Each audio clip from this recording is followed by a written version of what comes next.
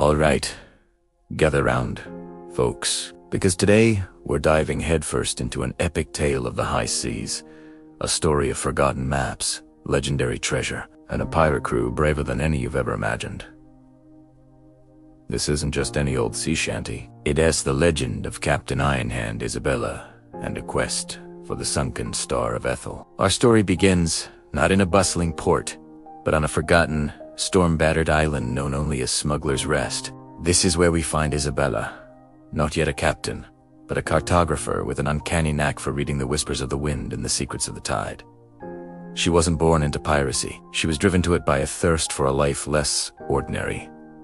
A life beyond the rigid lines of the maps she so expertly drew. She had a dream, a wild, glittering dream, sparked by a tattered piece of parchment she'd won in a game of chance. It was a fragment of a map, showing a constellation no astronomer recognized and a sliver of a coastline that didn't exist on any known chart. The parchment spoke of the sunken star, a gem said to hold the light of a dying star, lost to the waves centuries ago in the wreck of the galleon, the Stardust Drifter. Legends claimed it could calm the wildest storms and guide lost ships home.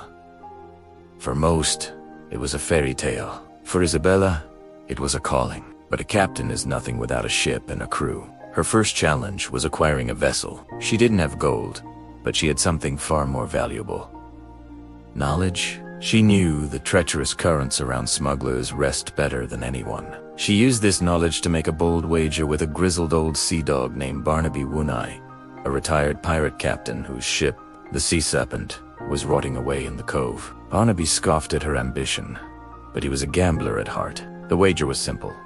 If Isabella could navigate the Serpent through the infamous, grinder-as-teeth shoals at high tide of feet no one had managed in decades, the ship was hers. Against all odds, with only a handful of hopefuls who believed in her vision, Isabella took the helm. She didn't fight the currents, she danced with them. She read the water, felt the ship's groans, and steered the Serpent through the jagged rocks with the grace of a gull on the wind. Barnaby, watching from the cliffs, could only shake his head in disbelief. He had lost his ship, but he had found a captain worth following. He became her first mate, his one good eye twinkling with a newfound sense of adventure. With the Sea Serpent as their vessel, they began to assemble a crew. It wasn't your typical band of gruff, scary pirates. Isabella sought out the overlooked, the underestimated. There was Finn, the ship's cook, a young man who could make a feast out of seaweed and rainwater, whose good cheer was as nourishing as his stews. There was Anya, the lookout, whose eyesight was so keen she could spot a dolphiness fin on the horizon before anyone else saw the glint of the sun on the water. And then there was Mateo, the quiet shipwright, whose hands could mend any splintered plank or torn sail, treating the ship not as an object, but as a living, breathing member of the crew. Their journey began, guided by the cryptic star chart. It led them not across open oceans, but through a labyrinth of mist-rooted islands and bizarre, unnatural weather phenomena. They sailed through waters that glowed with an eerie green light and faced winds that sang in strange, melodic tones. Each challenge tested them. One time, they were trapped in a sea of whispers, a dead calm where ghostly voices from the deep tried to lure them into despair. It was Finn's cooking and stories of home that kept their spirits from sinking. Another time, a monstrous waterspout threatened to tear the Serpent apart. It was Mateo's quick thinking and relentless work that reinforced the mast. It was just in time, as they pieced together more Cluza Riedel, carved into a volcanic rock, a sequence of notes played by a series of blowholes.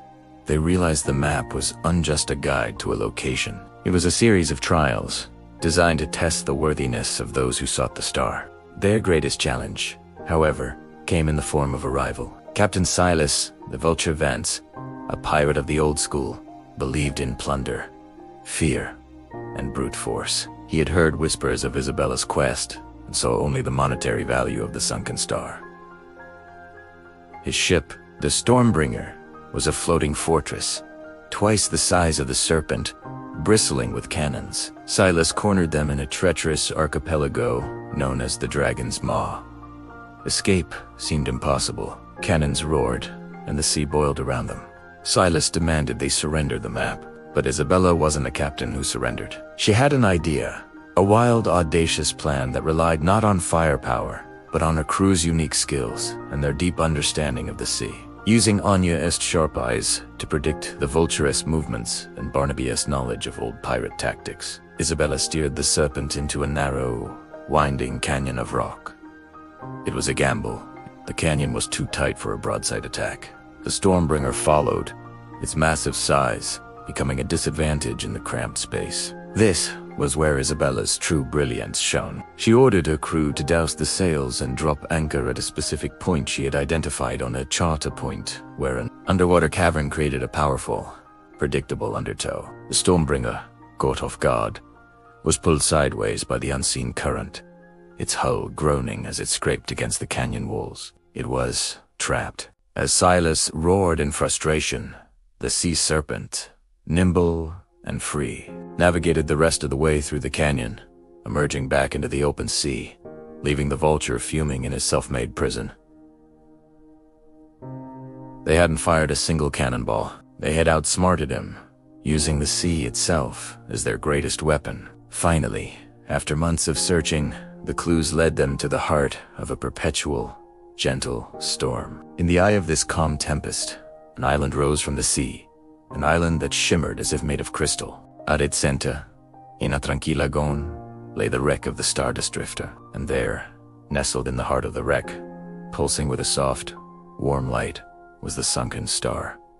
It was more beautiful than any legend had described. It wasn't a cold, hard gem, but a living light that seemed to breathe in time with the ocean's rhythm. As Isabella reached out and touched it, she didn't feel a surge of power or a rush of greed. She felt a profound sense of peace, a connection to the sea, the sky, and every soul who had ever sailed upon the waves. The treasure wasn't the gem itself. The true treasure was the journey. It was the bond forged between a crew of misfits who had become a family. It was the discovery that courage isn't about being the strongest, but about being the smartest, the kindest, and the most united. They didn't sell the sunken star.